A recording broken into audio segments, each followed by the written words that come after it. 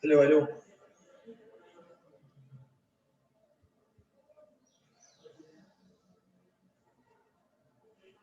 Dame un minuto. Espérate.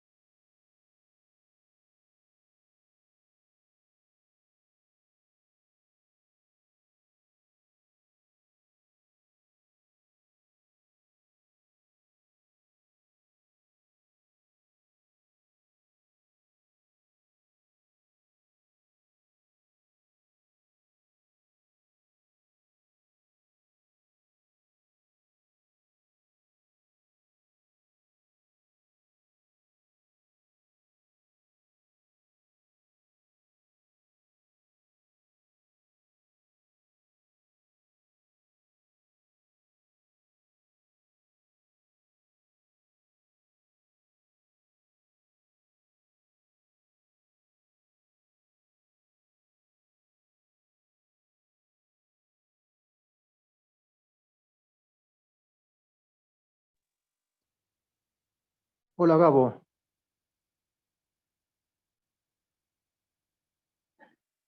Está entrando un Hawái. ¿Qué tal? ¿Cómo están? buenas noches.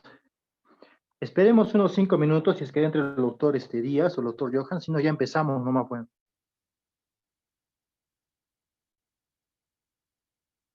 Ya está bien, esperemos un ratito más.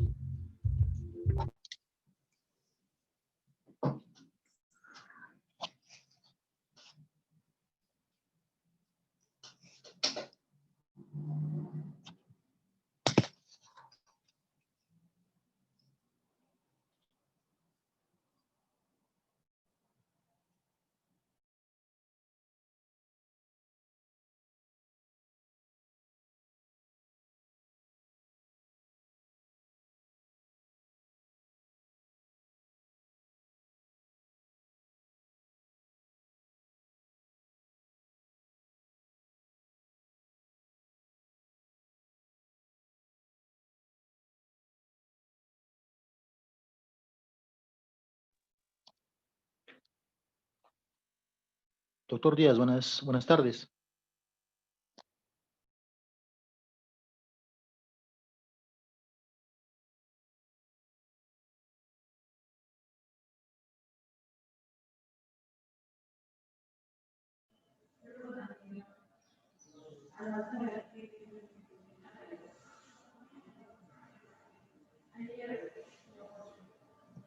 ¿Qué tal? Buenas tardes con todos. Buenas tardes, Doc. ¿Qué tal? ¿Qué ha pasado? ¿Que no comenzamos todavía? Empezaré, Doc. Sí, de una vez, de una vez. Ya. Ya. Empezaremos. Ya.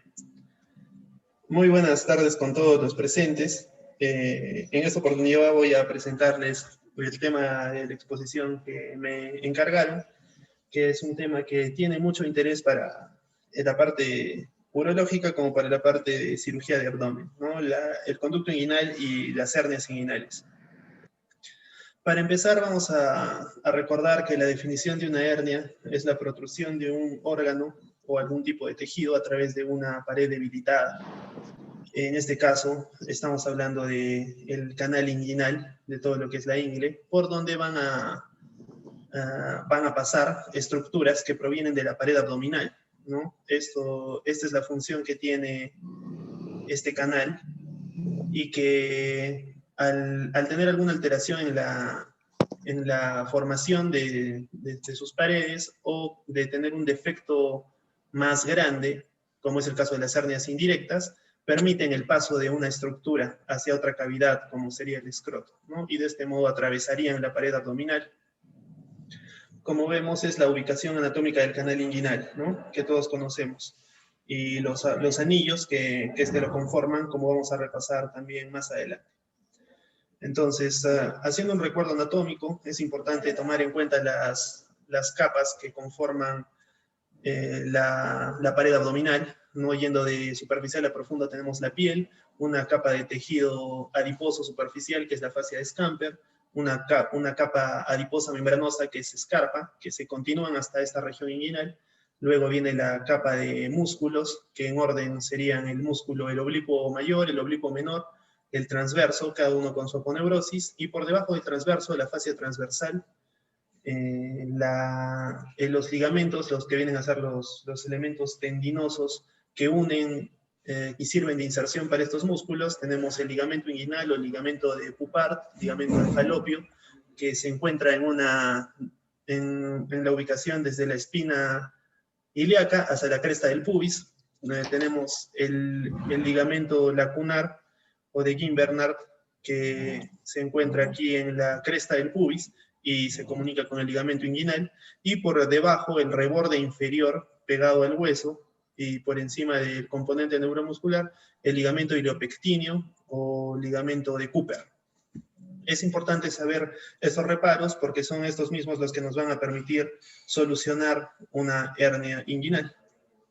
Entonces, esa es la importancia del canal inguinal, ¿no? Como sabemos, en los varones, como parte del desarrollo, la comunicación que existe en el conducto inguinal y la cavidad escrotal es importante para el descenso testicular. Entonces, es a través de este conducto que deben pasar los genitales para que puedan ubicarse y de este modo sean funcionantes. Cuando no ocurre esto, que es la criptorquidia, el testículo no descendido, es generalmente porque ha habido una hernia que obstruía el paso en el conducto inguinal, y representa una patología que tiene en muchos casos, necesidad quirúrgica, ¿no? Y en la imagen derecha es una imagen de testículos adultos con las estructuras adecuadamente conformadas, ¿no? Y este vendría a ser el conducto inguinal, que está pasando con todo el cordón espermático, y aquí con sus componentes. En el caso de la mujer, tenemos en esta imagen de acá de la izquierda el símil entre los genitales masculinos y femeninos para hacer la acotación de que la bolsa donde terminaría este conducto inguinal ya no sería el escroto, sino serían los labios mayores, ¿no? Y la imagen derecha, que es mucho más ilustrativa, para ver que a través del conducto inguinal pasa todos los componentes, que en el caso de la mujer son principalmente el ligamento redondo del útero. Y es allí donde se tendrían que buscar las hernias inguinales indirectas. En cuanto a la anatomía del conducto inguinal, recordar que este conducto está conformado de un tejido músculo fibroso y que la dirección que tiene es de atrás hacia adelante y de lateral a medial. ¿no? Este vendría a ser el conducto. Acá estarían pasando los componentes. Y también sería importante hacer relación con el canal femoral, que es otro canal que permite la comunicación entre el abdomen y los miembros inferiores para el paso principal de componentes vasculonerviosos, ¿no? Es importante reconocer todas las estructuras para no producir ningún daño en ellas al momento de su reparación. Para entender que este conducto inguinal es una estructura que tiene límites, podemos recurrir bueno, esta serie de gráficos como un cubo, en el cual el número 1 y 2 vendrían a representar los anillos, ¿no? El número 1 sería el anillo inguinal superficial o el externo, y el número 2 sería el anillo profundo. En la parte superior, el techo, estaría conformado por el tendón conjunto, como se denomina, que está formado a su vez por la aponeurosis del músculo oblicuo menor y el transverso, ¿no? Esta es la parte por la cual se tiene que acceder quirúrgicamente para poder llegar al conducto inguinal y poder encontrar aquí algún contenido herniario. Tenemos la cara anterior, tomando en cuenta que estamos hablando de un conducto inguinal izquierdo, ¿no? Que está formado por la aponeurosis del oblicuo menor y del oblicuo mayor. La cara inferior, el piso, vendría a estar formado por los ligamentos, el ligamento inguinal y el ligamento lacunar, hacia la parte más medial. Y la cara posterior, es decir, hacia aquí podríamos encontrar ya el escroto, está formada por el músculo transverso y la fascia transversal, ¿no? Que vienen a ser la pared posterior del canal inguinal. Entonces, ya en esta imagen podemos tener más de cerca a la anatomía, el conducto inguinal con sus respectivos ligamentos y los componentes que tiene, ¿no? Este cordón espermático, que es el principal componente en el conducto inguinal en el varón, está formado por el nervio genito inguinal femoral, la rama genital. Este es el nervio, su rama genital, es esta de aquí que estamos señalando. Y también el nervio abdominogenital mayor, que también recibe el nombre de ilio inguinal, que es más superficial. Además está el plexo venoso pampiniforme, que vienen a ser las venas testiculares, la arteria testicular, la arteria cremastérica para el cremáster, y el conducto deferente, ¿no? Que es el encargado del paso de las células reproductivas del varón. Y estos se introducen, bueno, hacia la parte posterior de la vejiga y salen por ahí hacia el conducto cordón espermático para llegar hacia el escroto. En la mujer está conformado por el ligamento redondo y los nervios ya mencionados, ¿no? Ahora, también es importante mencionar que entre el canal inguinal derecho o izquierdo existe una diferencia, puesto que el canal izquierdo, bueno, tiene la arteria testicular, pero, claro, está bien, la arteria testicular, pero esta proviene de, no, es en el caso de la vena, que viene a terminar en la vena renal, ¿no? Y en el caso derecho termina en la cava, ¿no? Eso como dato anatómico. Aquí podemos notar una vez más ambos anillos, y también es importante notar que la distancia entre uno y otro no es superior a 2 centímetros, ¿no? Esto es importante en el momento del examen físico. El anillo inguinal profundo, que es este que tenemos por aquí, está conformado principalmente por la fascia transversal, tiene forma de U, y anatómicamente se encuentra en el punto medio entre la sínfisis y la espina ilíaca. Ahí es donde deberíamos encontrar este anillo inguinal profundo. El anillo inguinal superficial se encuentra, se dice 1 centímetro encima de la espina del pubis, ¿no? Es más anterior. Está conformado por la aponeurosis del oblicuo mayor, tiene una forma triangular con un pilar lateral y medial, y la punta apuntaría hacia el mismo surco inguinal, y como mencioné, se encuentra por arriba de la espina del pubis, ¿no? Entonces, dependiendo de el anillo y la parte donde protruya, es que se van a clasificar las hernias en directas e indirectas. Otro reparo anatómico importante es el triángulo de Hesselbach, que está conformado por los vasos epigástricos en su borde externo, por los rectos abdominales en el borde medial, y en la base viene a estar conformado por el ligamento pectíneo, ¿no? Viene a conformar este triángulo, que es una zona de debilidad, por la cual protruirían las hernias directas, ¿no? Lateral a estos se encuentra el anillo inguinal profundo, por donde saldrían las hernias inguinales, por donde pasan las hernias inguinales indirectas. Bueno, aquí es también otro dibujo más anatómico donde podemos notar que si bien este canal inguinal no es una estructura propiamente, como le hemos mencionado, cúbica, es una estructura virtual que tenemos que tener muy en consideración para poder abordar una hernia, ¿no? Como podemos ver, esta sería la fascia transversal. A ver, sí se ve la manito, ¿no? Esta vendría a ser la fascia transversalis, que viene a ser la pared posterior. El techo debería estar conformado por el tendón conjunto, que es el oblicuo menor, con el transverso. Estos dos serían el techo. La pared anterior sería por el oblicuo mayor y el oblicuo menor.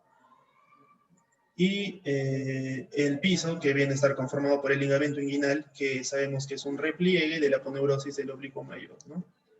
Y aquí abajo todo el contenido que también ya hemos mencionado. Y este sería el anillo inguinal superficial. Bueno, mencionar que también existe el conducto femoral, por donde también protruyen las hernias femorales, ¿no? Que también vamos a mencionar. Entonces, en cuanto a las hernias inguinales, estas se clasifican en directa y en indirecta. La directa, por debilidad de la fascia transversalis, va a ser generalmente un defecto a nivel del anillo superficial, va a pasar dentro del triángulo de Hesselbach, medial a los vasos epigástricos. Y la indirecta, que se debe a la persistencia del proceso peritoneo vaginal, que va a ser este proceso el que va a condicionar un saco herniario, que puede llegar a llevar esta estructura, como es el intestino, hasta la cavidad escrotal, o solo líquido, condicionando un hidrocele, ¿no? Pero todo esto es debido a la persistencia de este proceso, que es el que se debe extirpar en la cirugía de reparación, ¿no?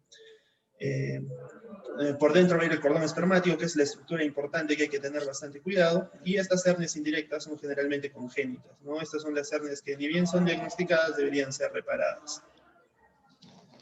Como les mencioné, existe la hernia femoral, que se debe a un defecto en el canal femoral, que es por donde protruyen los vasos y nervios que comunican abdomen con miembros inferiores, y se deben principalmente son las más frecuentes en mujeres que han pasado una gestación debido a la distensión de tejidos, ¿no?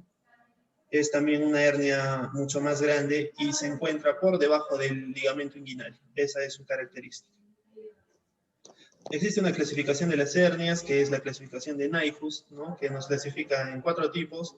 Las indirectas están en el tipo 1, 2 y 3B, de acuerdo al tamaño del anillo. Si es un tamaño pequeño, como una pediátrica, si es un tamaño mediano, y si es que desplaza los vasos epigástricos, ¿no? Sería 1, 2, 3B respectivamente. La 3A, que corresponde a una hernia inguinal directa, y la 3C, que corresponde a una hernia femoral.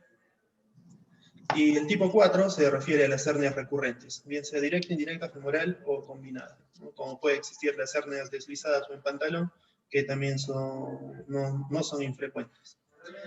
En cuanto al tratamiento de las hernias, ¿no? Tenemos 2 técnicas, la herniorrafia y la hernioplastia. Generalmente, bueno, estas son las técnicas para reparar una hernia directa, porque como hemos visto, la hernia directa es una debilidad de la fascia transversal. De modo que lo que se debe hacer es reforzar esta, ¿no? Si es que es una herniorrafia, bastará con una sutura, y si es una hernioplastia, se hará un refuerzo con una malla de polipropileno.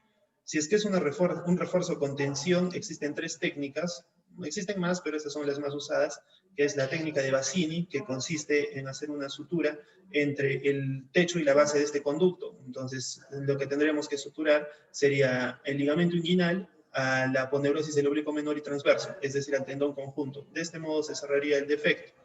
La técnica de McVeigh, que va del tendón conjunto, de la aponeurosis del oblicuo menor y del transverso, al ligamento de Cooper, o ligamento iliopectíneo, que también, si nos damos cuenta, al estar este ligamento por debajo del ligamento lacunar, lo que nos da es un mayor rango de tensión, y también nos ayudaría a solucionar hernias femorales, puesto que estaría ocluyendo también el canal femoral. Entonces es una técnica más segura y es más utilizada. La técnica de Schuldeis, que trata de dos pasos, ¿no? Primero es una sutura de la fascia transversal, puesto que aquí se encuentra el tejido laxo. Entonces primero se da una sutura para aproximar ese tejido, y se refuerza con una sutura de Bassini del tendón conjunto al ligamento inguinal. Hoy por hoy las técnicas utilizadas son las técnicas sin tensión, que se valen de la malla de propileno, donde se hace esta hernioplastia, como la hernioplastia de Lynch-Teste, ¿no? Que es la más utilizada, en el cual se trata como vemos aquí en el dibujo, una vez encontrado el defecto de la hernia directa, se puede dar unos puntos de afrontamiento y se tiene que reforzar con una malla de polipropileno, a la cual se le hace una incisión para que por allí descanse, pase el cordón espermático y se fija la malla externamente. Luego de esto se cierra la aponeurosis del oblicuo mayor y se puede dejar un drenaje dependiendo del tamaño del defecto y se cierra el tejido celular subcutáneo y la piel respectivamente, ¿no? También es importante recalcar que en todas las técnicas quirúrgicas el manejo del conducto deferente, de todo el cordón espermático en sí, es bastante delicado, ¿no? Puesto que una manipulación excesiva o muy brusca, muy traumática, podría repercutir en complicaciones del paciente. Por eso es que siempre se trata de pasar un Drempen-Rose o una gasita para traccionarlo todo junto y no traiga mayores complicaciones, ¿no? A diferencia de la reparación quirúrgica de las hernias indirectas, como vemos aquí, se trata generalmente de hernias, como mencionamos, congénitas, ¿no? En niños, donde la persistencia del conducto peritoneo vaginal es lo que condiciona un saco que debe resecarse lo más alto posible, ¿no? Entonces aquí vemos que se está abordando la cavidad inguinal por una incisión en el surco, donde al abrir la aponeurosis del oblicuo mayor se encuentra el contenido herniario, ¿no? Se puede reducir ese con el dedo y se liga el saco lo más alto que se pueda y se retira el resto. Luego de esto se cierra la aponeurosis y ya se puede cerrar piel, ¿no? Con el defecto corregido. ¿Por qué es importante la corrección a temprana edad? Porque como mencionamos, muchas veces existen casos de testículo no descendido porque el espacio del conducto inguinal está ocupado por una hernia.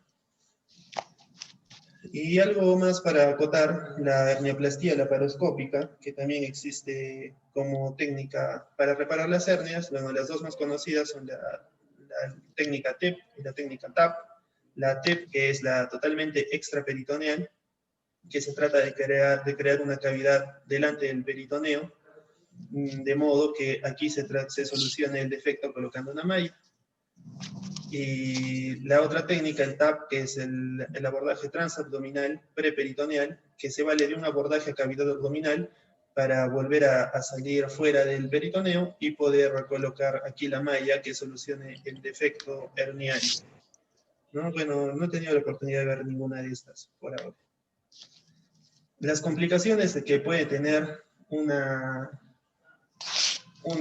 hernia, bueno, la reparación de una hernia son la infección del hilo operatorio, que como cualquier procedimiento podría ocurrir, pero no debería, el seroma, el hematoma, dependiendo del manejo de los vasos que, como hemos mencionado, se encuentran en el conducto inguinal y forman parte del cordón espermático, la orquitis, si es que de repente el manejo ha sido muy traumático, o de repente la rafia o la mallita que hemos colocado ha estado apretando el cordón espermático, también podría producirse. Y las recidivas, que no son infrecuentes, ¿no? Porque muchas veces es difícil encontrar las estructuras ante las cuales se tiene que reparar. Y el edema de cordón espermático, que también se menciona como una complicación, ¿no? También se recomienda, ante una hernia reparada, el uso de un suspensor para disminuir el trauma ya generado en la cirugía. Y eso sería todo. ¿Preguntitas?